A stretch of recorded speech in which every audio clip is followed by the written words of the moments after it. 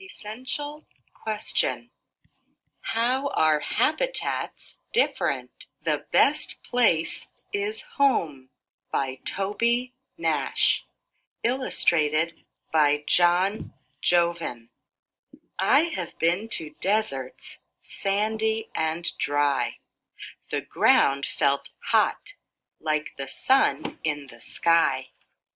I have been to oceans, big and wide. The waves crash and rumble as they move with the tide. I have been to forests so full of trees.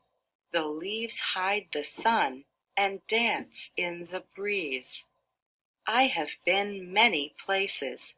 It is fun to roam. But one thing I learned: the best place is home.